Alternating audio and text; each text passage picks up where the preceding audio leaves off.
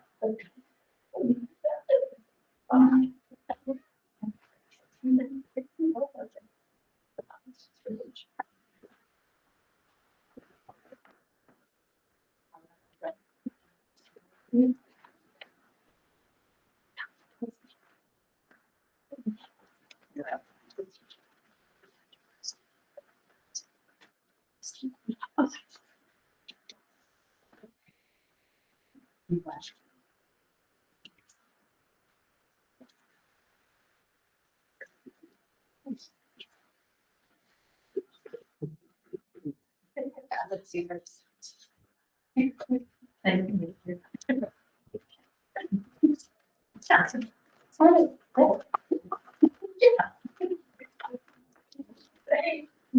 Yeah.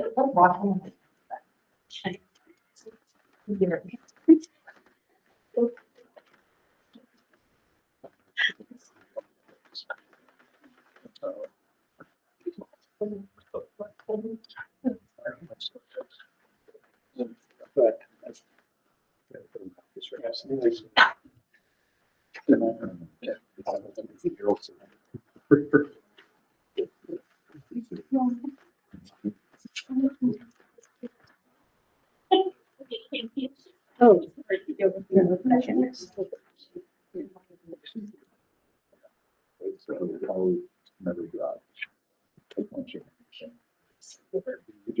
I just glossed her in. I think you're right. I think that's all.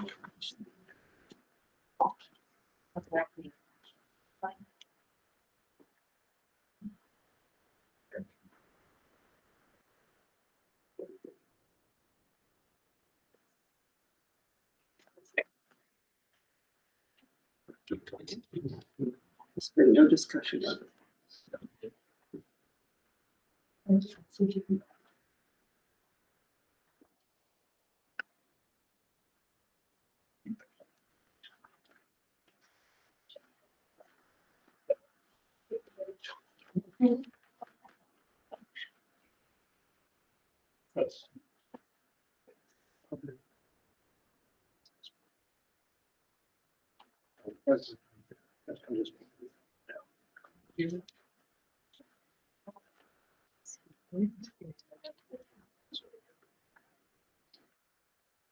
Okay. That makes sense.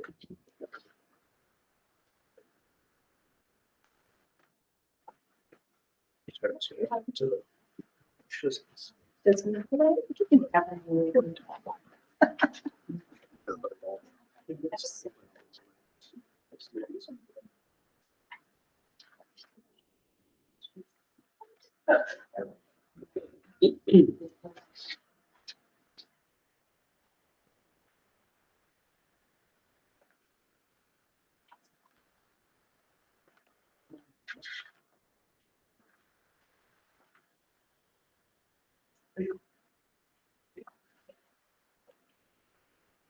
Oh.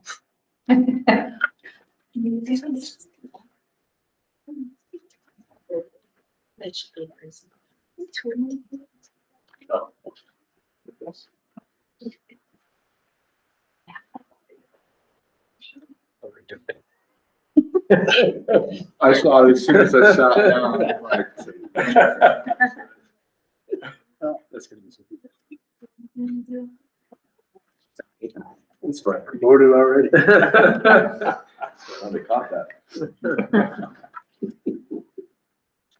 It was the garlic. Right? Yeah, Mike, I forget. Just I should apologize. I was looking for something in my email I missed. I was waiting. I didn't see the resignation either, so we're close.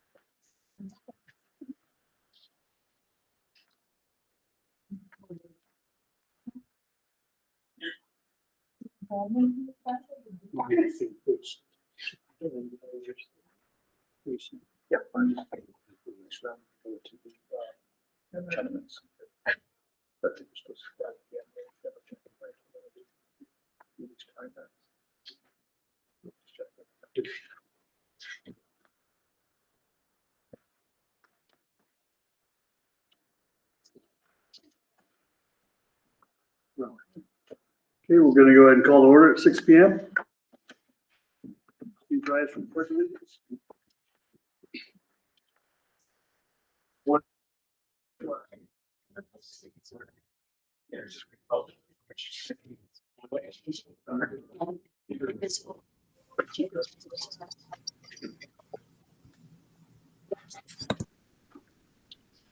Hey, Elise, roll call.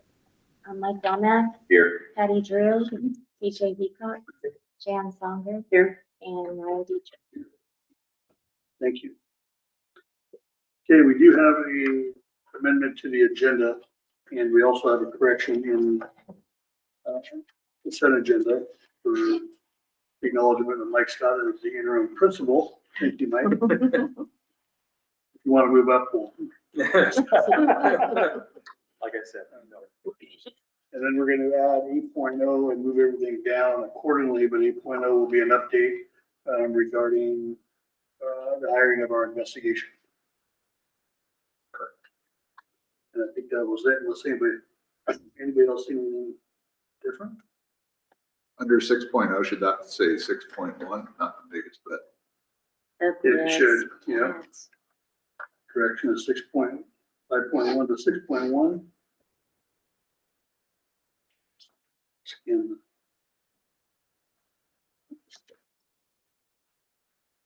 everything else looks good. We'll have take a motion to approve the consent agenda. I'm motion we approve the consent agenda.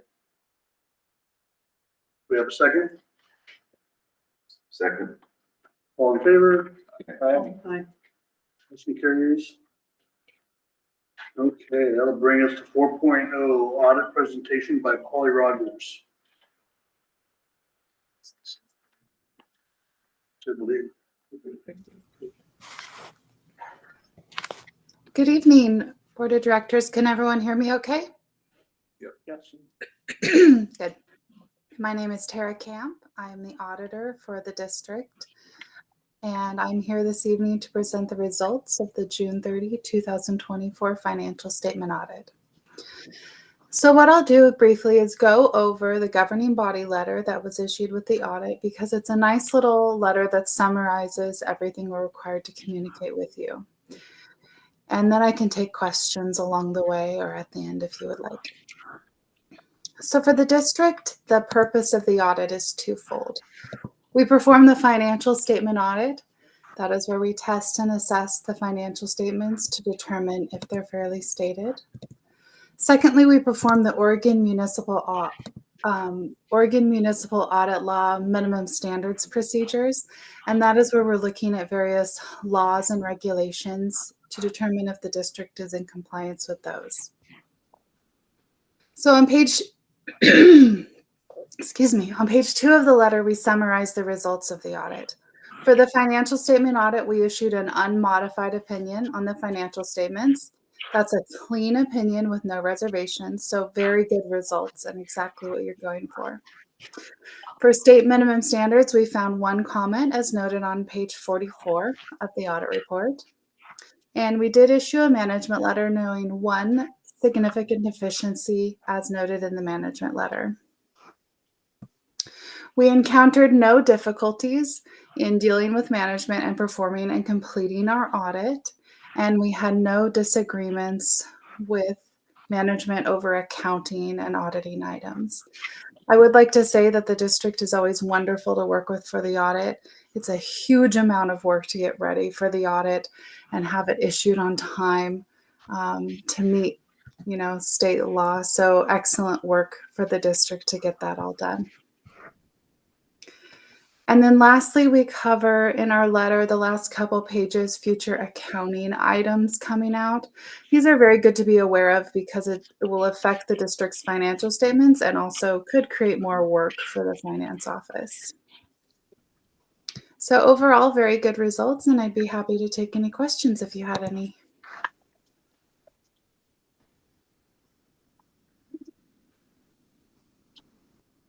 I guess when you say more work for the financial office, what do you, just for what they have to get ready to meet the new format? Yeah, every year the GASB issues new accounting statements, and so it takes time to prepare for those so they can be implemented correctly.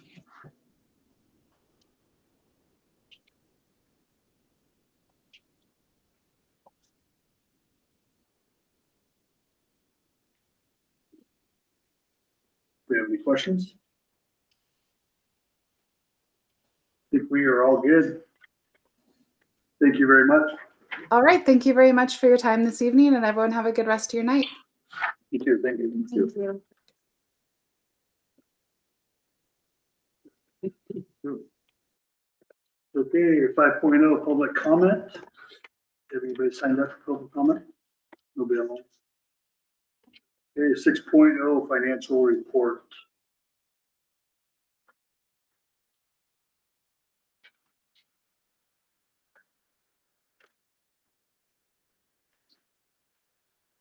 Anything out of the normal, Tammy?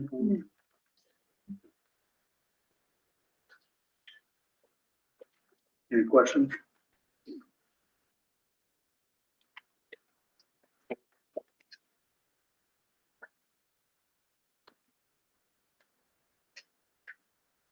We should be expecting our second quarter timber revenue any day now. That'll be good. When that comes in, can you send that out to us? Sure. Okay, 7.0 principal report. Mr. Scott? Yes. So I just have a few items, really keep it brief. Our last two Wednesday professional development in service times with the teachers. The first Wednesday we spent looking at our SWIS data, the school-wide information system data, referrals, trying to nail down all of the different ways, the average number of referrals per day, per month, days of the week that had the most referrals, times of the day, where the referrals happened, types of referrals like, defiance, tardiness, inappropriate language, which grades had the most referrals, individual student referral counts. And then we had the teachers look at the possible causes of it. I mean, there's something that we're doing or not doing that could really help us in getting these referral numbers down. And so there was discussion. The elementary had a discussion, secondary had a discussion. And so then they just talked about what types of things were going on. One of the things that I was really happy that Corey gave the high school teachers, it's called a student support document, and had them go through and think about those students who need some extra help in high school or middle school, if they're failing classes, if they have, a number of referrals, those types of things, and writing down some information like the strengths of the student, the challenges the student has, some of the assessment results, and then where the results are being tallied, and then looking at interventions, what can be done? Do we need to talk with a student? Do we need to have a meeting with parents? Those types of things. But trying to first drill down on what those deficiencies look like with the referrals, and then looking at, okay, is it something that we're doing, where are we not out observing the kids in the right places, those types of things. And so it was really good to see that. I was really impressed, well, continue to be impressed with the staff here at Jewel, because they care about kids. It isn't about, you know, my class, it's about those kids, what they're doing and what they need. And so it's so nice to be back in a school where that's really what it's all about. I really appreciate that a lot. Then we have, the other thing we wanted to do is to start celebrating success. That was one of the things that the elementary teachers said that we've kind of slacked a little bit, is celebrating those things. If we have less referrals, if we have students that are doing a really good job, then we need to celebrate those things, and start in the high school as well. But the elementary, that was one of the big things that came out, is that we need to celebrate those successes and tell the kids what they're doing well, because they can only help to improve behavior. This last in-service time, I was with the elementary, and we looked at the early literacy grant. There's a questionnaire that helped out into questions about what we're using for our early literacy, for literacy K-5 or pre-K-5, and how well it's being used, how often we're meeting together, and just those types of questions that's for the grant that we're doing. And there were some places where we're just barely getting started, but I know, and having talked with the person from ODE, that's where everybody starts there. And so we're looking at, you know, no harm, no foul. Where are you? Where are we going? And so that's very important. The other thing we looked at is our K-6 language arts adoption. Some of the questions were, what are we using for language arts, for reading? And is it state approved? Is it scientifically proven that these are, you know, through what the state does, that these interventions are working, these reading series are working? And then we're also looking at adopting a series for the school. That's part of the grant, part of our funds. And so I got a hold of, what I did is I looked at a lot of districts, big and small, and looked at what are they using, which series are they using, and I just went through and made check marks, and then I narrowed it down to 3 of the top reading series that are being used in schools. And then I contacted those companies today. I got information back from 2 of them. We have samples coming. They're also they're going to be willing to give us an hour sales pitch, I'll call it. I mean, but so we can see, okay, that's what they're saying this does. The teachers will have a chance to look at it, move through it, use it a little bit, and see where we want to go. The third company, still waiting for them, but we should have that information. The ones that have been sent out should be here in a week or 2. Then we'll set up the Wednesday time for the teachers to hear what they have to say about their series, and then we can start from there. And then I know that we'll be going through this process, but then in July, of course, we'll be ordering this new series. Okay, questions? What kind of participation did you get from that first form that you talked about, that you passed around to the students? Oh, that was the high school.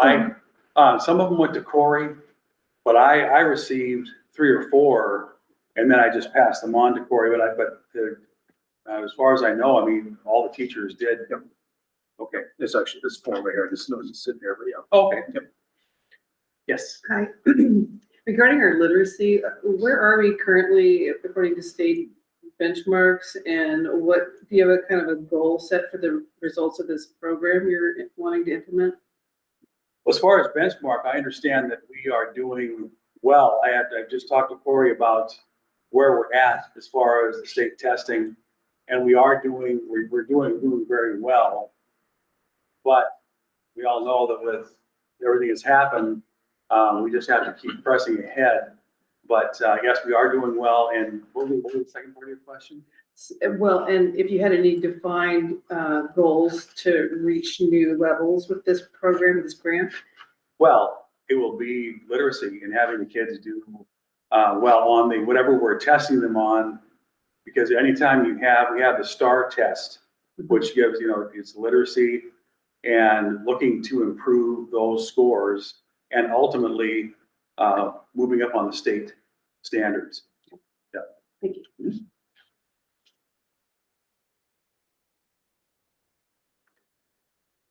Good.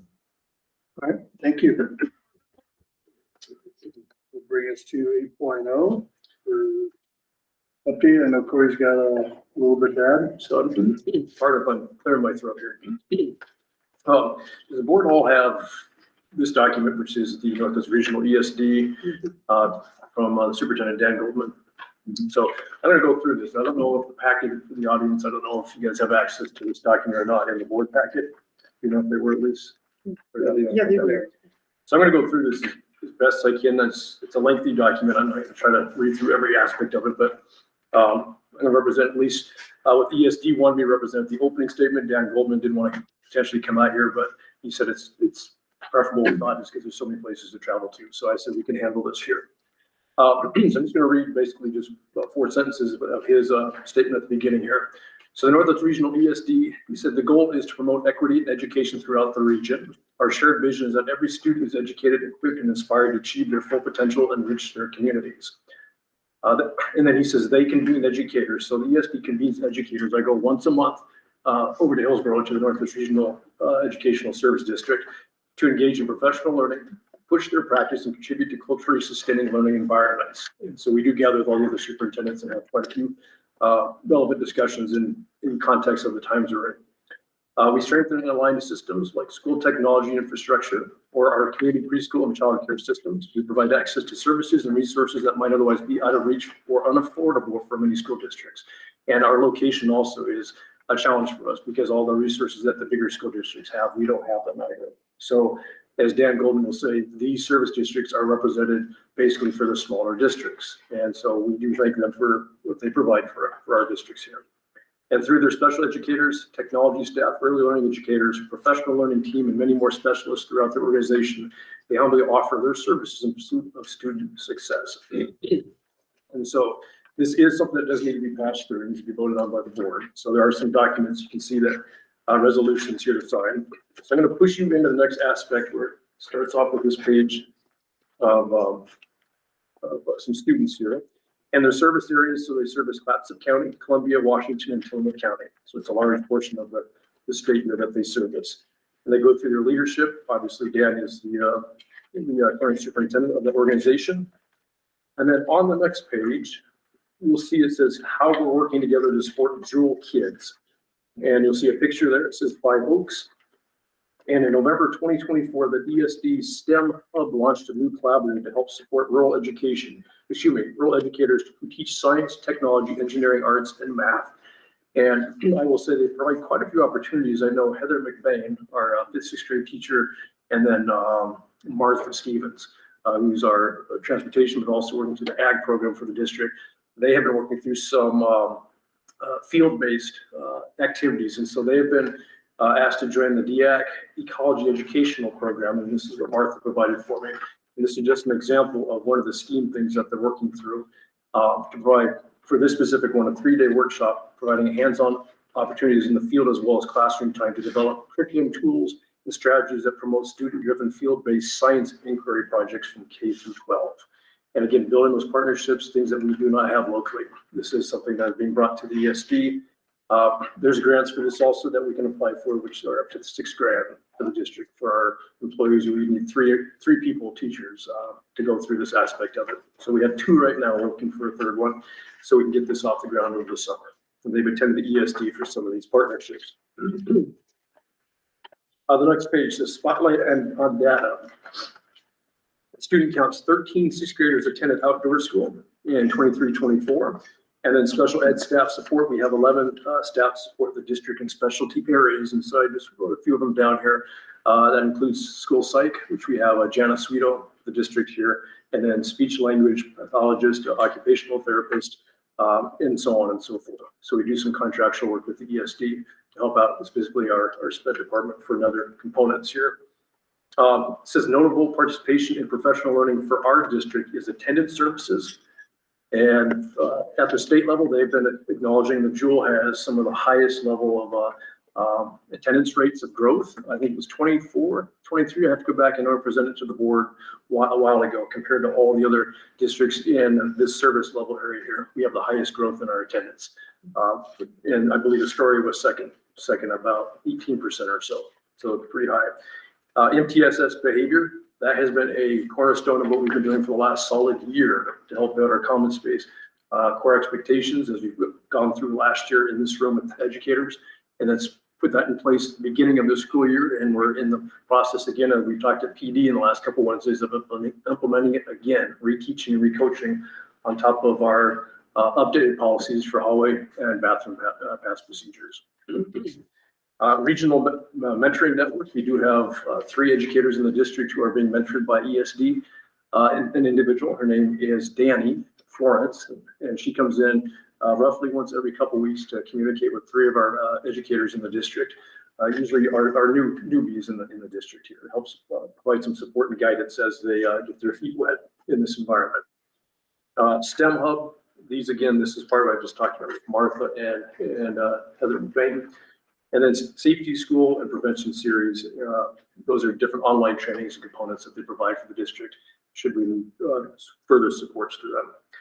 And I will just read what Whitney Wagner, who's worked with us, she said, though Jewel is newly engaging with her attendance network, they have seen tremendous gains recently. And that's because attendance is a barometer of the health of your other systems like positive behavior intervention support. And this district has been doing a lot of culture and climate work recently, including with the MTSS and school safety teams. Being transparent about the attendance network, they have teams in a lot of the bigger districts. In a smaller district, teams do not look like what you would fathom. I mean, you look at our entire systems or our programs, and a team could comprise of, say, 4 staff members for this team, and you've got 6 more teams and other things, and you're going to see that same staff member 2 on those teams as well. And the workload just gets flooded. And so for our attendance network, we're doing some things differently. I remember being at the ESD a couple Thursdays ago, and they acknowledged Jewel very clearly. We've been in 3 of their last seminars with different entities. And Whitney looks at me and she says, Corey, she says, I know you guys are utilizing this, but you're not utilizing this in the traditional sense that we normally do. And she says, I do want to talk with you to find out what you're doing. And I just expressed, we cannot do things in the traditional manner out in Jewel. We don't have the capacity to do that with our staffing. So it's a little bit of an ebb and flow right now. And that's not the only thing that we're working with them on. MTSS, RTI, some of the things I brought up to you guys last board meeting. We're kind of playing some different avenues with them right now. Okay, local service plan. This is ultimately what you're going to be voting on for the district here. There's 3 options, not options, but 3 components to it. So one is letter A, as they say here, core services. And these are shared services throughout all the school districts in the service level. So they provide all these services to the different school districts. Menu of services, these are where we get to pick and choose what we want to benefit us and our students and our school community. And then the integrated guidance technical assistance plan, that is what you would hear me say the last number of years, all the way back to the John and Steve era when we had the integrated guidance plan. And I'll mention that's your high school success. That's your student investment account, the SIA, which is over $200,000 for the district. That's the continuous improvement plan, SIP. That's an acronym that's very famous in education about continuing to improve the model of the district here. CTE, that's your career technical education. That would be construction, looking at agriculture stuff that we've been working on and trying to build a program. That's your Everyday Matters attendance. That's what they call Everyday Matters, is attendance. The early indicators intervention system, we don't utilize their system. Abby, you might remember ION as a component. It's a data program that kind of helps us guide some structures for early childhood growth to see how well they're doing to keep on track as they get into middle school and high school. And then the newest one, I put number 7 here, is early childhood literacy. That's the governor's latest one that she wants to make sure that all 7 of those components are part of the integrated guidance tool. And that's a massive, massive component for every school district in Oregon. Okay, going through, so the role of the school board each year, ESDs present these things, the superintendents get together, there's a calendar, which I will skim over very briefly, that goes through this, and the board ultimately adopts what we're hoping we're gonna adopt as an ESD and also the superintendent with what we think is best. I'm going to move forward a little bit. How local service plan revenue flows. 75% of school district allocations go to the individual school district accounts. Now, I want you to keep in mind, again, we are not on the state school fund. And talking as if at some point we head down that road with the HCP as we've been talking for the last couple of years. So I just want you to be aware of that aspect of it. 25% of the school district allocations are spent on the core services. That's again, the universal ones. And then the other 10% is what we spend on the ones that we choose. The issue about the 10% of the funds, that comes from state school fund. So if the state does not provide enough financial support for the school districts, that's going to take a hit. And so all the individual services that the districts want to purchase through the ESD will take a hit also, because there's not enough funds to go around. I'm throwing that out there because someday, if this district goes down to the state school fund, we'll have to be playing in this game. We have to figure this out. So we're spending our money. I mean, we're spending it wisely, but making sure with state school funds we are doing so. Next page, core services, ORS 334.15. I'll let you read through those, but these are basically the core services are here to provide the following aspects to our student body and to our district here. And then the timeline, you can see, I'm just going to fast forward November. I was down in Pacific City for the superintendent retreat that we have annually, and this is where we took a look at all the service plans and what they shared with all the superintendents. We came to agreement upon what the core was, and then as a district, we had to choose our own specific menu of options that we wanted for our district. That was not just done by me, that was done with previous principal as well with conversations with staff through our PD work that we've been doing. And then December, ESD board adopts the plan. That's what you see in front of you for the January timeframe, which is plan and resolution distributed to school boards for approval. And you can see where it goes from that point forward. The purple section, core. So these are what are provided to all districts, whether we utilize them or not. Abby, I apologize, I'm not all the way versed with the tech stuff. So I'm going to leave that out for the moment. I don't want to embarrass myself on all the tech components. But I will say instructional services, we are doing all of them except for the Ninth Grade Success Network. Having talked with them, putting a team together and how they run their Ninth Grade Success will not be a benefit for the district. It encompassed a huge team, and I sat down with the lead for the Ninth Grade Success, and we've come up with some other avenues to go through with our services here that we can still meet the needs for such a small student body here.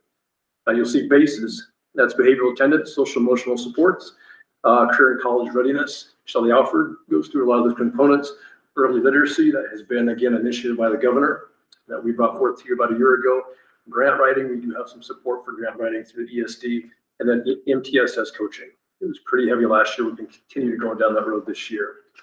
And then miscellaneous regional compensation analysis, that's new for last year for contract negotiations for the district. We have that when we did the certified contract negotiations. I know a couple of you guys who were involved with that are aware. And we have classified negotiations this year as well. And then flash alert, Abby, I know I still. It's a network that Corey puts in our app, like days that we have emergency closures, he'll put them in, and then those get sent to the news outlets. They actually provide that service for us.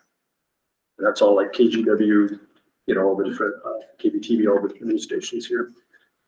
Menu services, this is where we get to pick and choose. I won't go through everything. But under administration, we have been working with them on communication services, fiscal services, and then human resources, which is investigations, civil rights, and Title IX. Those are the three biggest ones we've been utilizing through them. Instruction, we have the attendance services and re-engagement services.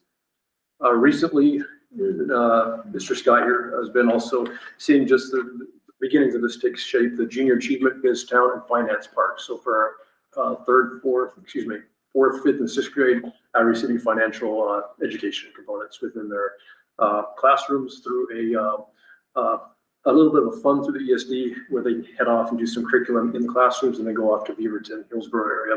They've got a really cool station out there where they can actually live the life of being a business person and go through earning a paycheck, being a banker, experiencing the job force, all sorts of things. And it does go all the way through middle school and high school. And it's not new, but the service center in that new building is brand new. I visited that late last year. And so we're going to be jumping in the spring with 4th, 5th, and 6th. Oregon Virtual Education Orbit, that would be an online component, mostly for credit recovery for some things that we implemented over the summer. We'll continue to do so through credit programming, we'll have Promise, MTSS software, tech support, and then again, the Northwest Outdoor Science School. K through 12 special ed, many. And Moira, you may, if I'm off on some of these, you may be on over here. But assistive technology services through them. ASD, autism spectrum disorder, behavioral support consultation. I'm going to go through a few more here. Occupational therapy services, school psych services, speech language pathology services, social emotional, and then YTP, which is youth transition programs. That helps individuals get through some challenging moments to make sure that they're going to be able to get through high school and into the next stage. We're in different components where it's a little more troublesome just for the district to have their eyes on. Right. It's not a big program for the district. Technology, I'm going to skip. I know we utilize some of these items here. I just don't. I will say Synergy Student Information System is a big component here. Early learning, I crossed it off. Currently, that is just some of our local educational assessment levels that we're doing in the classroom, STAR assessments and whatnot. We did not utilize the grant component of that. I think it was $400 last round, and we didn't use the software. It's one of those where you look at it and go, we're going to use it because the other districts use it as part of the plan. It doesn't really fit what we're doing in the district. So we have our other avenues of gathering that service, so we don't utilize that one. And then the Student Success Act Integrated Guidance Technical Assistance Plan. So this is everything we talked about, the bases, MTSS, tech support, college and career readiness, small rural grant, those components through the SIA. And again, that's a big component. I know in our business office, we talk a lot about the student investment account and what those funds can spend for our district. And if anybody has questions, I have all those documents in my office. I know we've had them over board meetings over the last couple of years of what we spent. Mr. Scott, I told him we're going to have a meeting tomorrow, scheduled at 10 o'clock, I believe, to go through all the SIA stuff and integrated guidance, because coming from Washington, I know this is going to be some new components, but not new, if that makes sense.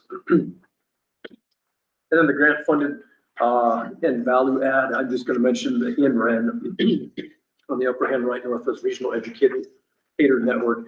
We do have a grant through the INREN for our climate and culture work that we've started last year. I've been working with Shelley Alford, and also for the Clatsop, Resilient Clatsop County, RCC, which I, myself and Natalie and Shelley and Martha are all part of that aspect of that Resilient Clatsop County service to help grow supports and understand our climate and culture of our district as we move forward. So that is our service plan and the support that they're providing. So any questions, I'll be more than happy to field before we jump into the other aspect. How much do we pay them for this? I have to go back in. It's we have service credits. Do you remember how many service credits we received, Tammy? No, I would have to look. I can get that information for you. Because I can send that exact number out, but we utilize a certain amount of service credits before we start putting in some funds. You know, I will say they're a big support. And since when we're in a position of need, for example, I'm going to say in a public session, Mr. Scott, our previous principal, was also our SPED director, for example. And getting a SPED director in the middle of February is going to be a challenge. So I get on the phone and contact Dan Goldman, which is what I did, and making other phone calls. They're going to try to provide somebody to come in here, but we don't have any service credits for that. And so for the amount of money, which I'll get the exact dollar amount for you, we will still have to pay something extra for that one. But again, it's a service that we can't find anywhere else. And I've looked, we can't find anybody. So on the parts that we don't use, do we get a credit for that? Or is it you pay for everything no matter if you use it or not? No, so for the core, you pay for the core. Okay. And you have to, that's something all the superintendents agree upon. And I'm gonna be transparent as I try to be at all times. For the core, I know they're supposed to be representative of the little guys, if that makes sense. But you're not gonna have an ESD if you don't have the big guys, if that makes sense. Hillsborough, Beaverton on the coast, east side of the story. So to some degree, we have to still play within the realms of what they want as well, which I get. But what we end up paying for is the menu items that I was just mentioning. And so we did pay for a couple of them, I think my first year as interim superintendent. And as you know, never gone through that process for the menu stuff before I realized we aren't using this, that, or that. And so you've seen those, I mean, they're wiped off, they're not there anymore. And I'm not for one who will use anything if we don't need it at all. It's kind of like our portico stuff that we went down. It was going a good route and then they didn't have a vision beyond stage one. And so we dropped them after 2 months of saying, hey, what's going on?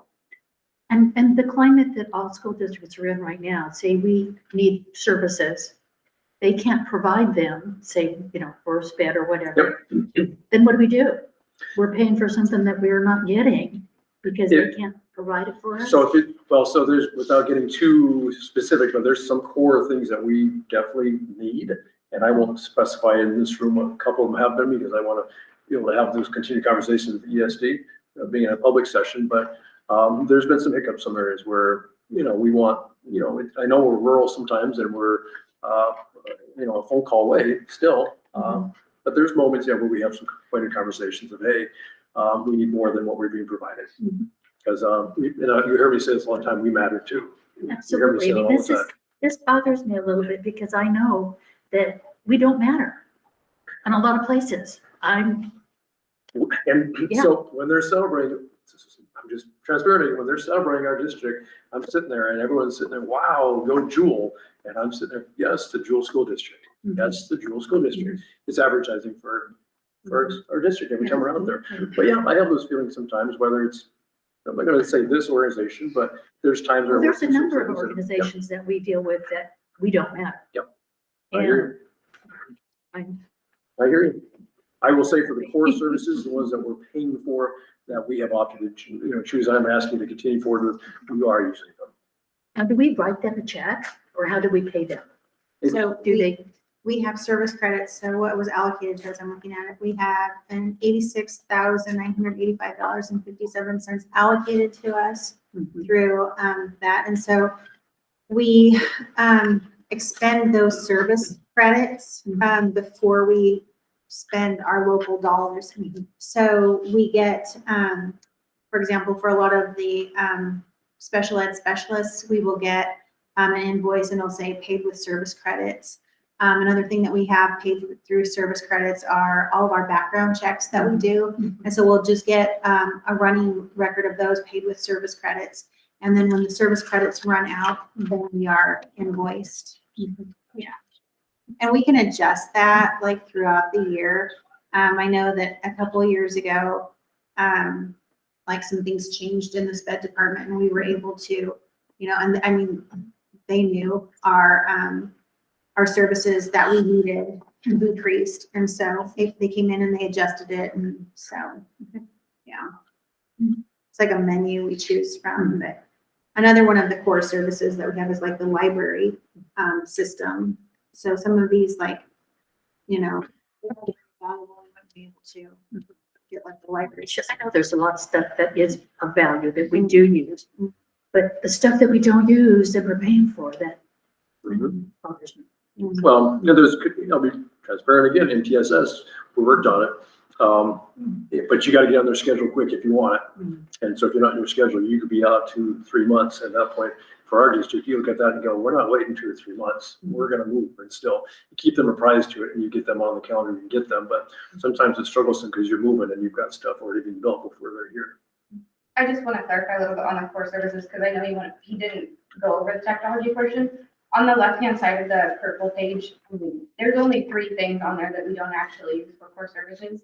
And realistically, if we didn't have the ESD and we weren't paying for these core services where technology is concerned, we wouldn't be able to afford them and we wouldn't have the infrastructure that we get. Oh, I'm sure of The that. core No. services, two of the core services that we get are our financial system and our student information system. And they're the two that we probably pay the most for, and without those, the school could not operate. No, I do understand that.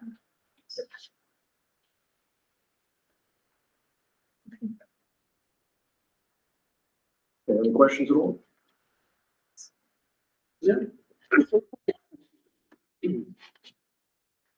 Well, I guess the way I read it is if there is questions or we wanted to dive into this a little bit more, we could move this to next month, unless we feel good about. As long as, yeah, The deadline's March, we have to do it by February, so. I mean, I feel like I agree with what you're saying, I just feel like we're, hopefully utilizing most of it. Yeah, I mean, I don't have a problem with it. There's just certain aspects that we shouldn't have to pay for if we're not using, and that's. We Well, need to make those To changes. piggyback on you, Patty, we should know that dollar too. Mhm. 'Cause it's not cheap. Just my opinion. It's not cheap. So,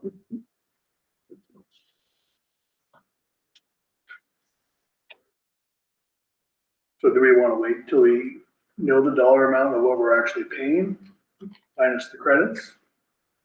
I know, I would feel a lot better about it. I don't know what Is your that- thoughts are, but Knowing the dollar amount for, like, because, the because service, again, you mentioned 86,000. I mean, that is the credits that we have, so that's what we're allocating. so we've had that allocated to spend off of this stuff. So I don't believe we've gone over that. No, that's what we have for the 24-25 school year. So are they talking, was this the local service plan for the 25-26 that they're wanting? That is for the 25-26. Yeah. Okay, so For next then year. did, because I apologize, I wasn't in any of those meetings. Did they talk about how, if the services are going to increase? They are going to increase a little bit, yes, they Okay, are. because I haven't heard any of those. We haven't had any meetings on that, And so. I can talk to Dan to find out how much that's gonna increase, but he said they are gonna increase, yes. Mhm. I mean, there's no problem holding off until the next board meeting to get this through. so dollar amount, information, increase information, right before. We as a board feel good about moving on it. We're kind of a mass with the gun. We just have no choice, really. Well, we're gonna have to do it anyway, but it would be nice to But know. you should know what our dollar amount is. Yeah. So the Okay, dollar amount per, for example, because we don't use our service credits, for example, for payroll services. So is that what you're wanting? You're wanting to know like how much the payroll services are gonna be? No, just on a whole, how much do we, okay, we got service credits, so those are not really much, you know. I want to know how much we are spending out of our pocket budget for ESD services. Okay. Minus the service credits. Okay. Okay. And I don't care if it's broke down by payroll and, you know, Okay. just Just overall. a dollar. Okay. amount to give us an indication of what we're actually paying for versus what we're actually getting from. Okay. Guess we'll table that till February meeting. We did kind of skip over something real quick, so Yeah. we're gonna jump back real quick to 8.0 old business. Do my own pencil writing here. So this is an update from last month's board. We had an executive session. We had an open session report out about third-party investigation update. So I'm going to read here. So update on the third-party investigation. The district's legal counsel, in conjunction with the Jewel School District Board / district, have provided an engagement letter to hire Keith Ussery from Ussery Consultants to conduct an investigation of the district's response to student discipline. It is to note that Keith Ussery has no previous ties with the district. The investigation will be conducted in stages with periodic updates to the school board. Mr. Ussery reached out to me this morning and we had a conversation for about an hour about the process, procedures, and what to expect from the district. He will begin this investigation this Thursday and Friday. He'll be here this Thursday or Friday. So he will come here for at Correct. least a couple. And just not knowing, yeah, he'll be here at 8:30 in the morning, and just not knowing the exact scope of where this is gonna take him right now, he can't really tell you much more of that aspect right now, until just going into file reviews to start, so.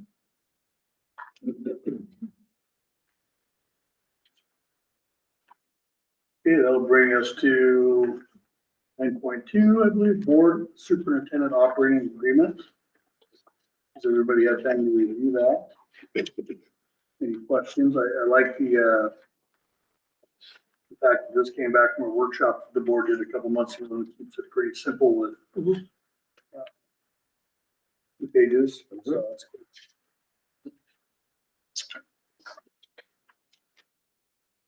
Everybody, is there any discussion on that?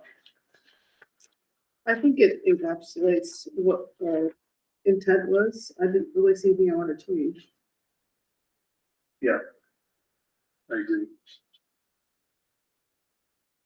We're good. We'll take a motion to approve our board superintendent operating agreement. I'll make a motion to approve the board operating agreement. The board superintendent operating. We have a second? I'll second. All in favor? Aye. Aye. There it is.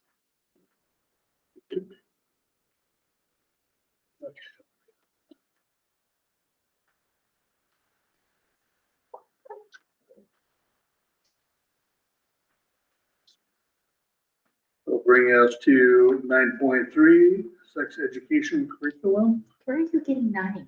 Well, we moved the agenda down. We Oh, added you the moved point out. everything down. I thought Yeah, we just moved sorry. the guys. Never mind. Okay. Right, yeah, we can-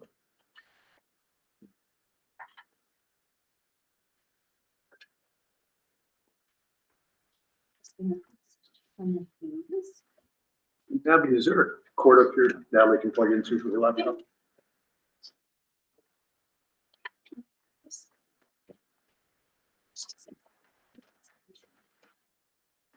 We're going to take a look at it.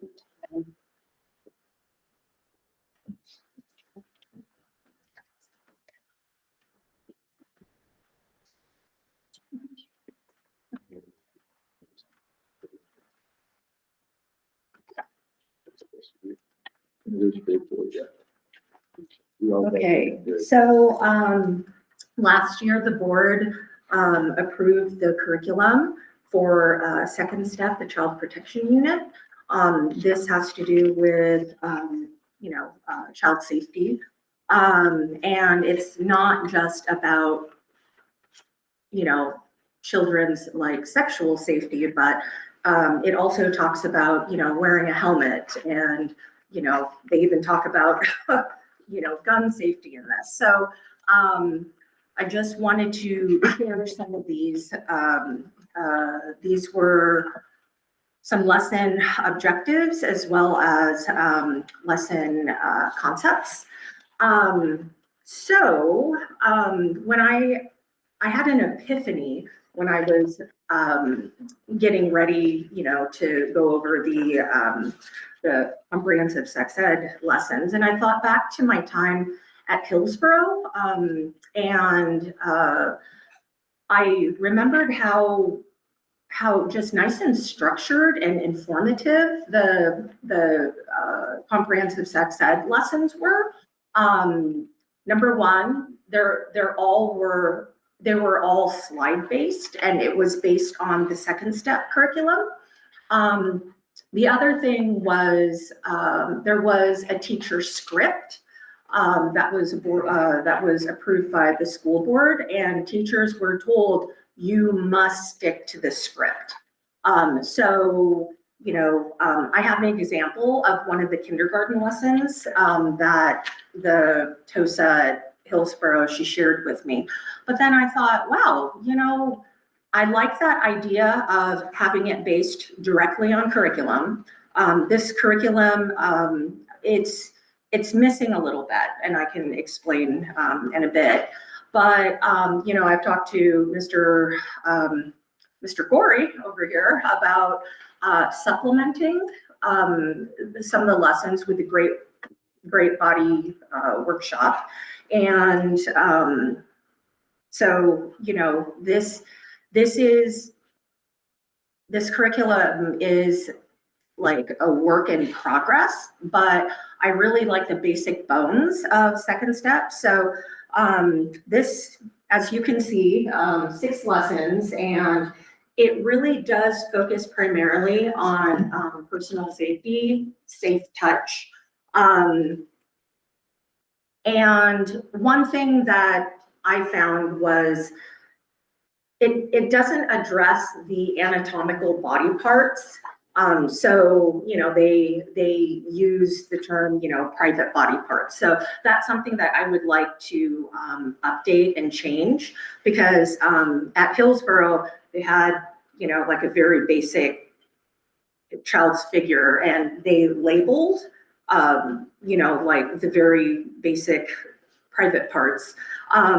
So it's just to get that comfort into just like, hey, you know, these are our bodies, and we're going to call the right body parts, you know, to be clear and take away, you know, shame or whatnot. So let's see. And then this one was for second, third, very similar to the K1. And then you can see, you know, the touching rule. The touching rule is, you know, no adult can touch your private body parts unless it's to keep you healthy or clean. So we talk about, okay, well, you know, is it okay for a parent to help toilet train a child, you know? And everyone's like, yeah, because it's to help keep clean, you know, going to the doctor, making sure that, you know, someone is healthy, but then talking about also just making sure that kids know that they should trust their gut if they ever get a weird feeling about touching, and, you know, whatnot. But basically, and then this is like 4th and 5th, you know, body autonomy, you know, and like not keeping secrets and asking an adult first, and, you know, ways to stay safe, recognize if it's safe, report to an adult, refuse and say words that mean no. So the Second Step curriculum is just very basic. And then I will show you.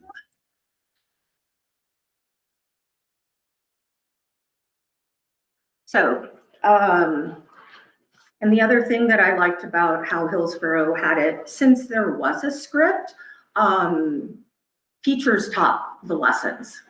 It wasn't necessarily just the counselor, because like, you know, there are like 3 classes to each grade level. There were a gazillion kids there, and I couldn't do everything. So it took a lot of pressure off of me to know that teachers could do it. Also, in the school districts that I've worked in, these lessons are taught in April. And I was explaining to Corey today, like, they probably teach in April, because since it's such a sensitive topic, they want the classrooms to, you know, get a sense of community and trust before they delve into, you know, talking about penises and stuff like that. So anyways, so there's that. And then we've got the 3 ways to stay safe, always ask first rule, the 8 never, never rules. And as you can see, it's not just, you know, it's about gun safety and fire safety, and, you know, wearing a seatbelt, and, you know, never touch a dog without asking first. It comes with a really catchy tune, the Never Never song. So, so it talks about like a very broad way for kids to stay safe. So I really appreciate that. And then you've got Puppy and Snail. And then the other thing that I really, oh, you know what? Let me show you, I forgot to show you guys something. Okay, so what Hillsborough did is, the script is down below. And like I said, we weren't allowed, we had to, tell the kids, like, we're going to be reading from a script and we can't veer off. If a child had a question that they wanted answered, we were really good about, wow, that's a great question. That's a great question to ask a parent or, trusted adult when you go home. So it encouraged conversation at home as well. And, since I don't want to force my values on students, I want the kids to talk with, their families. So it was a very good thing. Okay, and then, you have the ways to stay safe, and then the never rules on top over there. And it even had the song over here. Then, at the end, it was great job. And, there'll be the next lesson.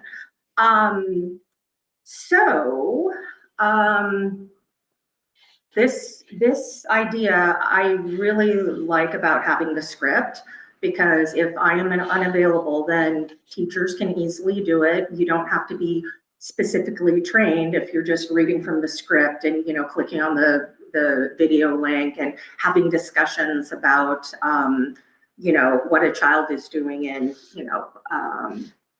a picture.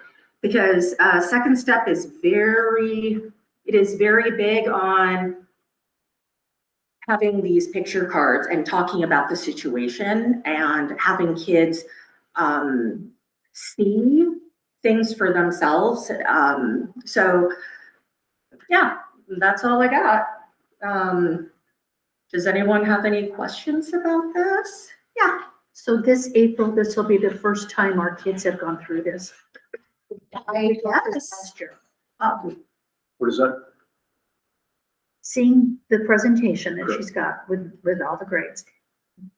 She said it was going to start in April. This is when we were going to do this. Is this the first time our kids have been exposed to this, or did they do this last year? Well, for this specific program, yes, universally for the district-wise, at least at the elementary level.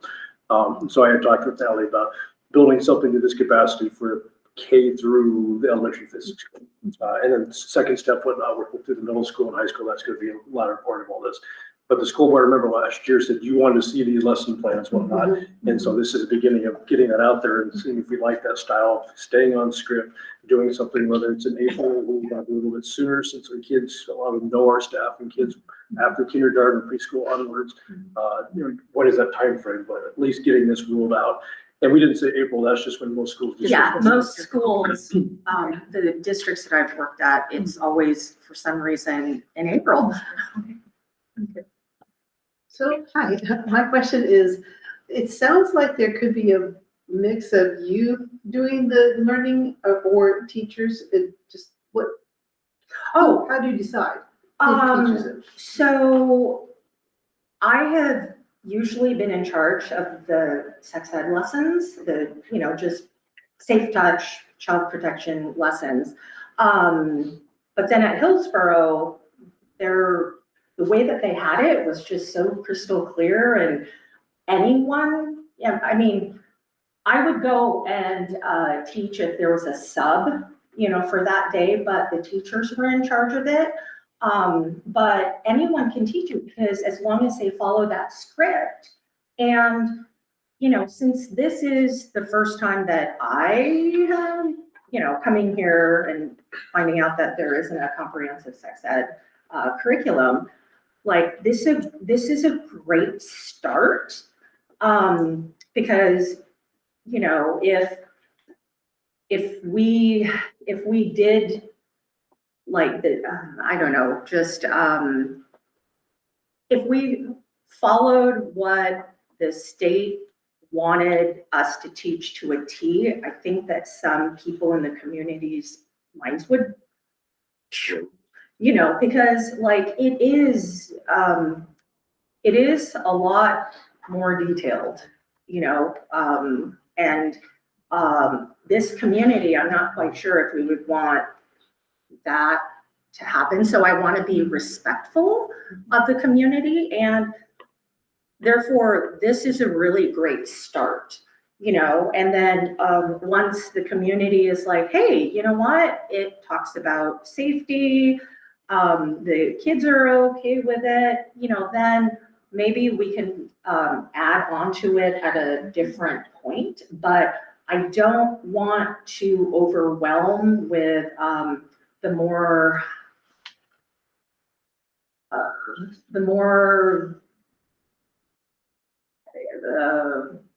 I don't know, how do I say it? Details. Well, you know, debatable, you know, because that's not gonna help our students. And I think that this first start is a really great first start. Another question. At any point in the curriculum, it sounds like all the kids are in class together, boys and girls. Are there any points where it's just girls and just boys? No, gosh, we haven't done that since I very first started back in like 2005, 2006. And, you know, when we first did it, co-ed, I just thought, oh my gosh, this is gonna be so awkward and unpleasant, but, you know, kids are resilient. They're, you know, it's kind of nice because they're really quiet. They're like in shock, and then you can teach and go, You might mention an opt-out as well. Just so- oh, yeah. Sorry. Well, I mean, I guess we don't need it. Yes. Oh, Have the teachers reviewed this? Have you been able to sit down with the teachers and kind of go through this? no, not yet. I want to build all the slides. I'm trying to get Hillsborough to share with me all the lessons. And I'm trying to sweet talk the TOSA who's in charge of the comprehensive sex ed lessons. But she only sent me one, but I'm still working on her. Yeah, and with the opt-outs, everyone is going, every family is going to have an opt-out letter with very specific lessons, like what the lesson topic is. And if, you know, they don't feel comfortable, then they can opt out. But since this curriculum is, you know, it's not very controversial. I don't see a lot of people opting out because the information is really good, you know, not keeping secrets. You know, no one touches your body parts except for you, and, you know, and talking about the difference between unwanted touch and unsafe touch. And unwanted touch, you know, if you don't want, you know, Uncle Joe to bear hug you because you can't breathe, then you can talk about it as, hey, you know what, I'd rather shake your hand. So kids learn a different way, but it teaches them that, you know, it's their body and they have a say in how people treat their bodies. Yeah.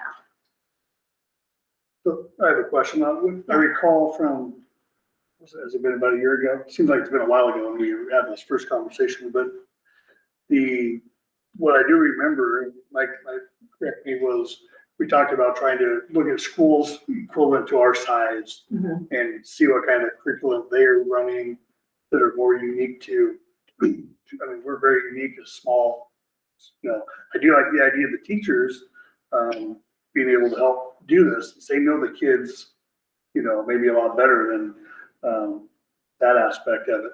But I don't know, I mean, Hillsborough seems, I'm not sure, like, I mean, I would feel, it'd be nice to know what other schools are compliant and equal to our size. I don't know what, you recall that conversation? It seemed like.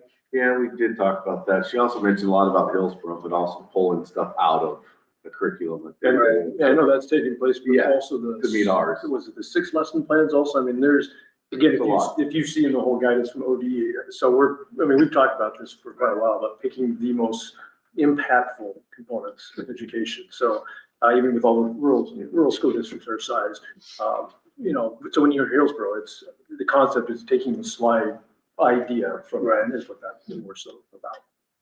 And, you know, I I worked with the curriculum director as well as the other school counselor at Seaside Heights when the elementary schools were separated. I was at Gearhart, and we used two basic different curricula. The Great Body Shop, which when I came to you guys asking for money to buy the curriculum, I was under the impression that we had the Great Body Shop. So that's why I didn't ask for it. But then as I asked around to the elementary teachers, they said, no, I haven't heard of it. And I was like, oh man, you know, so that one, this one is good for a basic, but then adding on other curricula, and the Great Body Shop, it has a great handout that kids take home, and then they can talk with their families about, you know, the lessons that they're learning at school. So it's a great conversation, you know, over dinner. So yeah, it's, at the time, there was not one curriculum that covered everything. So that's why we had to take, you know, things that we found online, as well as the Great Body Shop, you know, and Second Step. But for a first step, you know, like this is very safe. You know, it's safe and it's direct, and it is very easy for students to understand.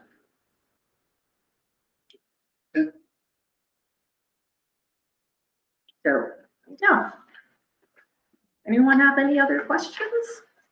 Not on that as much. It's more of the opt-in, opt-out would be more of a concern, because you send a piece of paper home in your kid's backpack and you never find it. Or in my case, I have teachers tell me they email me all the time, but I give you all my emails and I never get them. It's just, that's the part I just don't ever see working right. It's nothing you're doing right. I actually like what you've done here personally. It's just, I'm thinking the opt-in, opt-out, if you don't receive a form to opt in or opt out, then that kid is opt out until they get the official go. How do we verify, right? Yeah. The parents should get the information. that's the biggest problem I got, is the parents not getting that information. I mean, that's my biggest frustration right now, is that information So level. it would be easier if it was more of an opt-in form. That's what we signed. actually presented, probably 3-4, back when Myers was here, was an opt-in versus an opt-out process. But that only went for a year, and then went right back to where we are now. So, Or you thought about doing it per lesson, not yeah, the whole aspect. I know what she's saying. I like what she's done personally. It's just making sure the parents have an opinion. Because not always the information makes it to us. Maybe like a Google form that we can make or send out to I don't want parents. to be difficult, just, There are ways that we can prevent the lost paper in the back situation. I mean, my son's very atrocious, you know, he's very good at losing everything. Oh, yeah, we've had a lot of He'd conversations. lose his about head if it it. wasn't attached. It's, Yeah, I mean, we can do something electronically, you know, if there's a chance that the student will, you know, the connection between, you know, that paper and home doesn't make it. Yeah, I think that that's totally doable. And it doesn't have to be email, we can do it through text message. Nice. Okay. however, just, I mean, for parents, I mean, when you, your guys' concept is make sure you're getting that information. Because I know I don't get it. And, you know, we could do something like sending out the opt-in or opt-out letter a month before, and then maybe 2 weeks before sending out a reminder, and then a week before sending out another reminder, you know, doing it that way. So, so there isn't a chance for someone to not get the message. What do you think? But make it work. Just want to make sure people just get it. It's just, I know you guys aren't doing anything all day long. Just add more to your work, but Well, I think that's the that biggest part. I think it's our biggest complaint of all of this, is not getting that information from Mhm. start to finish. But I do like breakdown that you've done with this over what we've had in the past. Personally. Any other questions or comments? No. Okay, Good, thank you. thank you. And go ahead, you guys can take a look at the lesson plans and get an idea of what the kids are going to be discussing. All right? Thank you. Is this, like, who approves the curriculum, or is that? Oh. Like a community vote thing, or is it just the school board? The school board last year voted on it, and that's how it was paid. I couldn't order it without the school board's approval.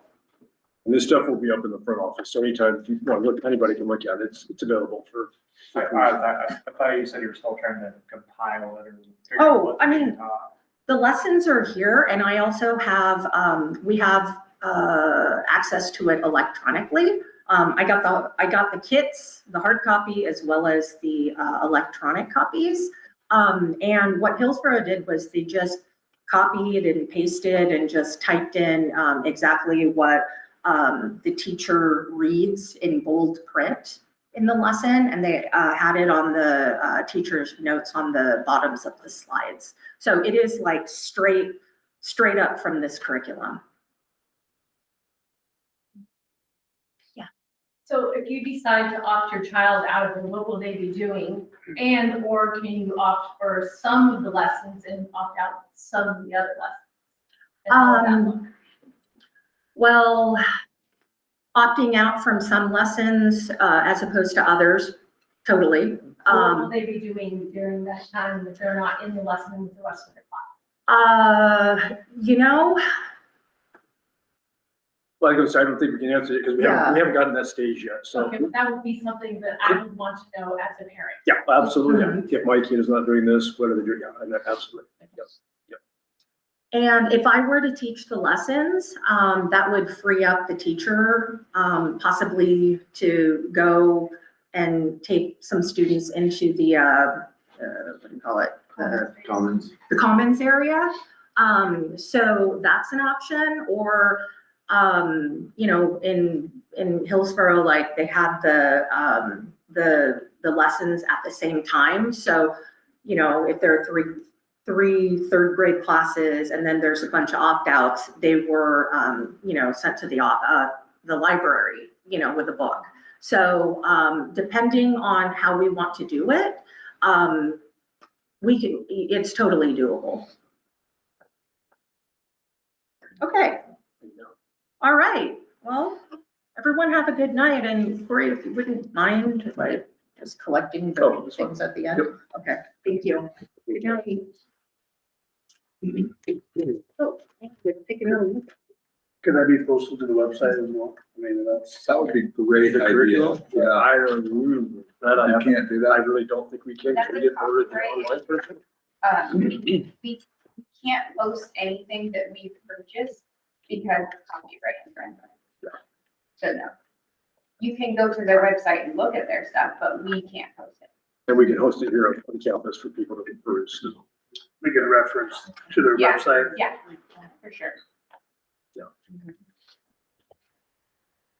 I do like the idea of the teacher teaching this curriculum. I do. Well, I mean, the thought process as she's talking about, I kept thinking, when we talk about systems in the district, having something in place, so I don't mean to be dark with that, but turnover in this district in my years has been high, so when, hopefully never, but if that stuff were to happen, we have that stuff in place. Right.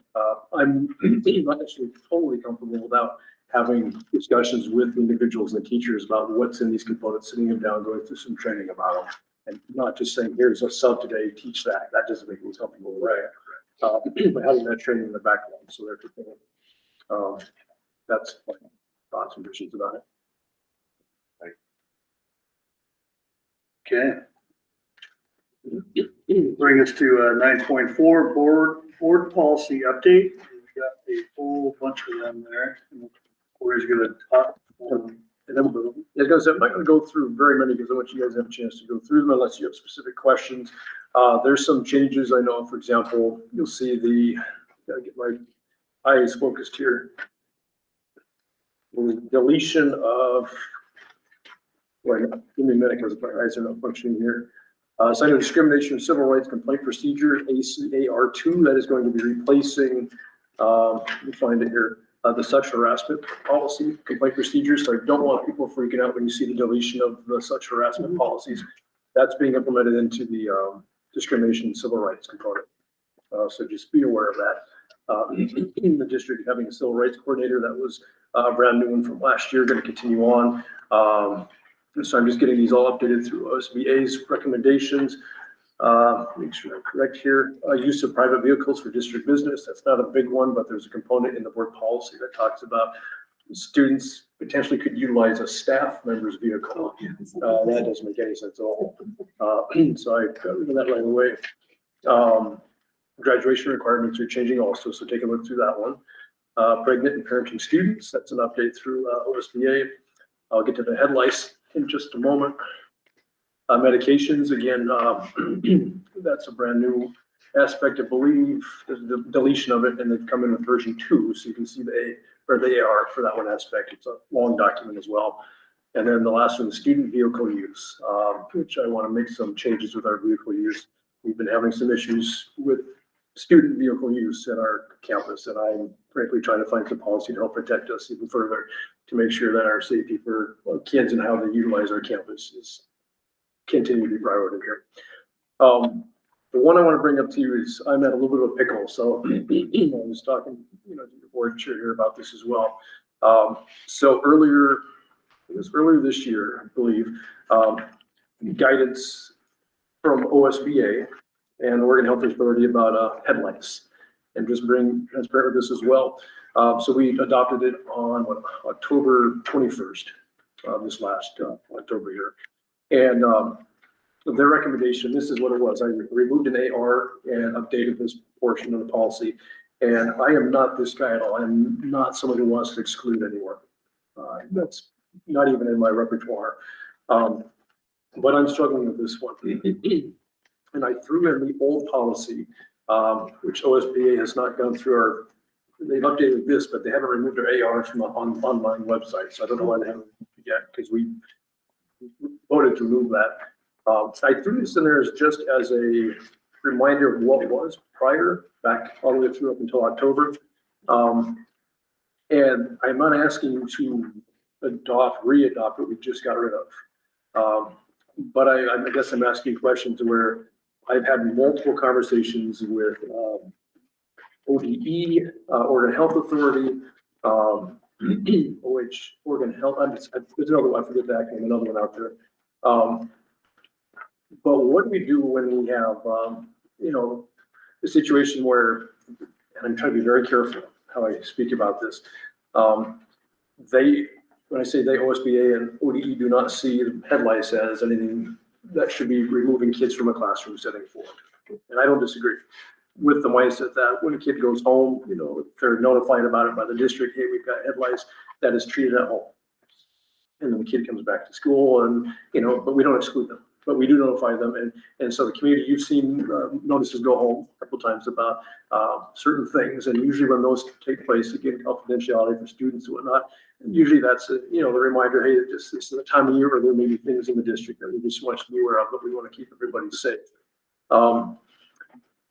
But under certain moments, I try to be very careful how I say this, when things aren't getting taken care of, and now all of a sudden we may have staff out, or we have other families out, and you're getting complaint after complaint after complaint after complaint, and there's nothing with this current policy that's out through the state of Oregon that I can do to put out there to help the situation, no matter what I tell people or what the district is telling people. And so I had a conversation with the Oregon Department of Ed. This is pre-holiday break, and said, help me through this process, because I'm hearing what's out there. I want to see this side and I want to see this side and everything else in between and not exclude anybody. But what do I do? What do I do when there's situations where it's just, it's extreme? We can't seem to get to the bottom of the road of the answer here.